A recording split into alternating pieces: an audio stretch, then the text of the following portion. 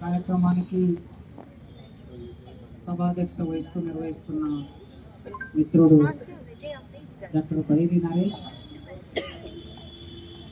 ఈ ముందు arts college ప్రాంగణం ముందు వందలాది మంది నల్ల చొక్కాలు ధరించిన వందలాది మంది సైనికులారా, మీ అందరికీ పేరు పేరున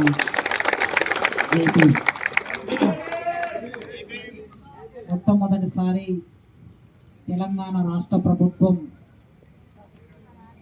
సావిత్రిబాయి పూలే జయంతిని అధికారికంగా మహిళా టీచర్స్ రోజుగా ప్రకటించింది.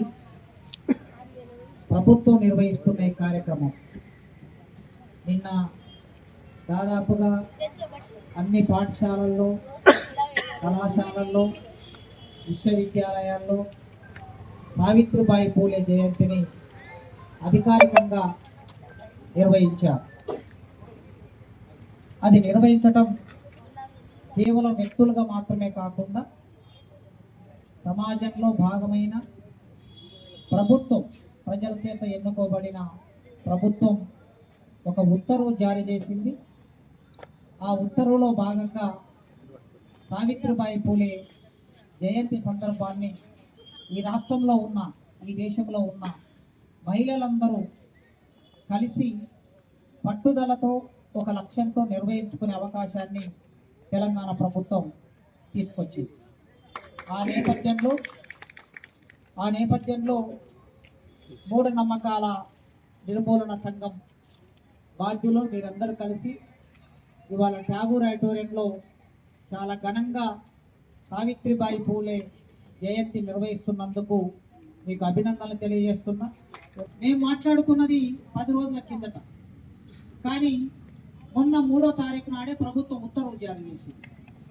ఇవాళ 5వ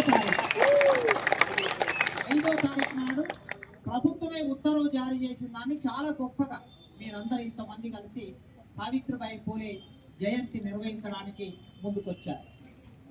కనుక ఎవరిదైనా సరే మహనీయులు ఈ ఆర్ట్స్ కాలేజీ ముందు చిన్న ఫోటో పెట్టి కార్యక్రమాలు చేయకూడదు, వాళ్ళకి అగౌరవం.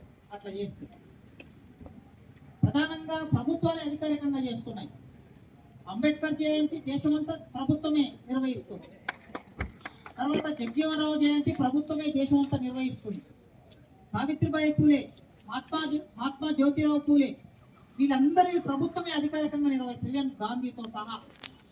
కనుక వీళ్ళకి ఈ ఆర్ట్స్ కాలేజీ ముందు ఒక చిన్న ఫోటో పెట్టి దండ వేసి మనం చేశామని ఫోటో ప్రదర్శించుకోవడం కోసం కాకుండా జ్ఞానాన్ని పెంపొందించే విధంగా ఒక అకాడమిక్ ఈవెంట్ జరపాలి. అకాడమిక్ ఈవెంట్ అంటే ఆర్ట్స్ కాలేజీ ముందు అకాడమిక్ ఈవెంట్సే జరగాలి. ఎప్పుడైనా ఏది ఒక సెమినార్ నిర్వహించాలి ఒక టాపిక్ మీద. ఇప్పుడు భారత రాజ్యాంగంలో ఒక ఆర్టికల్ మూఢనమ్మకాలకు వ్యతిరేకంగా ఒక ఆర్టికల్ రాయబడింది.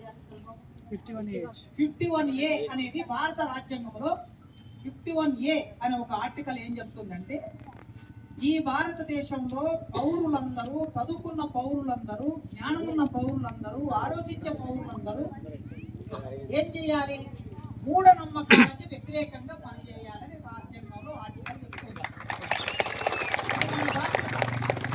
దానితో పాటు యూజీసీ గైడ్లైన్స్ ఏమున్నాయంటే, ప్రతి టీచర్, ప్రతి ప్రొఫెసర్ ఏం పని చేయాలంటే to provoke scientific temper in the curriculum. మనం చదివే చదువుల్లో సైంటిఫిక్ టెంపర్ ఉండాలి అని చెప్తున్నది. సైంటిఫిక్ టెంపర్ అంటే శాస్త్రీయ ఆలోచన ఉండాలని యూజీసీ చెప్తుంది. మాకు ఒక నిర్దేశం. ప్రతి టీచర్ ఏం పని చేయాలి? శాస్త్ర సాంకేతిక పరిజ్ఞానాన్ని సమాజంలో, ప్రజల్లో పరివ్యాప్తి చేయడానికి, విశ్వవ్యాప్తి చేయడానికి ప్రతి ఉపాధ్యాయుడు స్కూల్ నుంచి మొదలుపెట్టి యూనివర్సిటీ వరకు కృషి చేయాలని మాకు యూజీసీ నిర్దేశిస్తుంది. అదేవిధంగా ఆదేశ సూత్రాల్లో ప్రాథమిక హక్కుల్లో ఒక టెంపరీ సైంటిఫిక్ టెంపర్ డెవలప్ చేయటం అనేది మన బాధ్యత. భారత రాజ్యాంగం మనకు చెప్పిన దాని ప్రకారం ఇది ఒక అకాడమిక్ యాక్టివిటీ.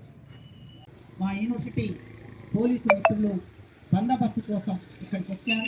సిఐ గారు కూడా స్వయంగా సిఐ గారు వచ్చారు.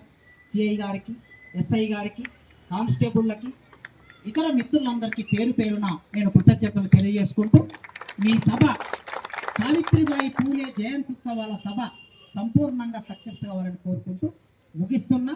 నాకు గజ్వేల్లో ఇంకొక సభ ఉన్నది, అందుకోసం నేను ఆ సభకు వెళ్ళాలి. నేను ఇక్కడ రోజు 9 గంటలకు వచ్చి 7 గంటల వరకు నా ఉద్యోగం చేస్తూ ఆదివారాలు మిమ్మల్ని అడిగాను కదా, ఆదివారాలు మరి నేను కూడా ఆదివారాలు సమాజానికి ఇవ్వాలి కదా. అందుకోసం నేను సభకు వెళ్తాను. వెళ్ళి మళ్ళీ అక్కడ తొందరగా అయిపోతే ఖచ్చితంగా మళ్ళీ సావిత్రిబాయి పూలే మాట్లాడతాను.